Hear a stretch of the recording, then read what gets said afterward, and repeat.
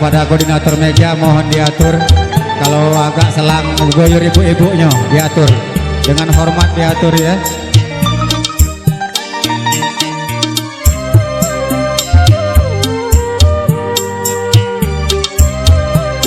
Ibu-ibu yang di belakang itu kalau ada senggak bapak boleh menuju ke meja 4.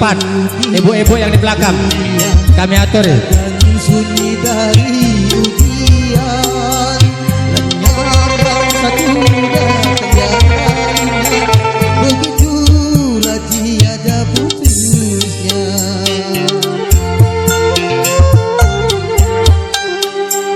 Berbagai bentuknya ujian Tuhan yang dibebankan pada insan, semata-mata menguji iman pembeda yang takwa dan durjana.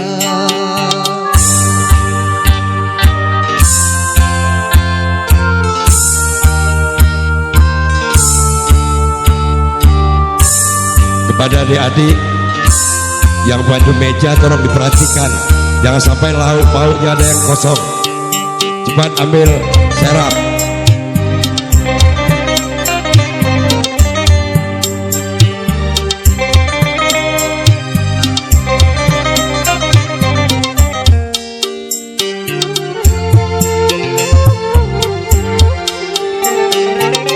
Apabila kau menemui musibah, jangan lalu putus asa.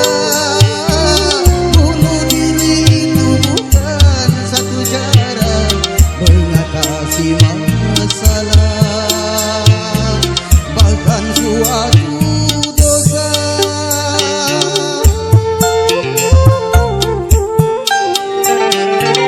Apabila kau menemui musibah, sabar serta tawakal, supaya kau memperoleh kemenangan dalam ampunan Tuhan, penuh kebahagiaan.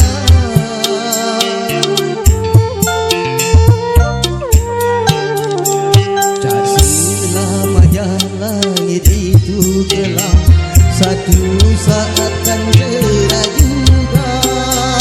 Hidup dengan sejuta harapan, habis gelap akan terbit terang.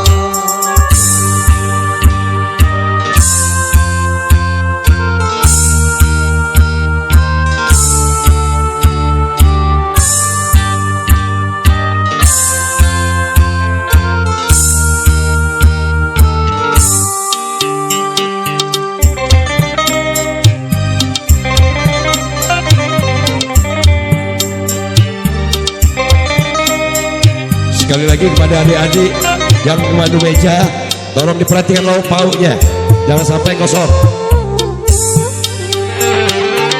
Apabila kau menemui musibah, jangan lalu putus asa. Bunuh diri itu bukan satu cara mengatasi masalah, bahkan suatu dosa.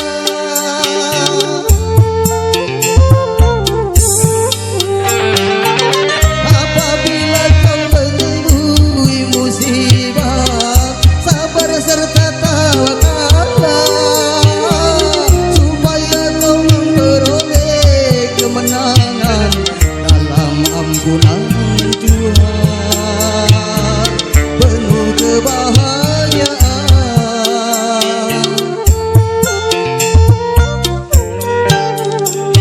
Selama hidup di dalam dunia, takkan sunyi dari ujian, lenyap yang satu datang yang lainnya, begitulah tiada putusnya.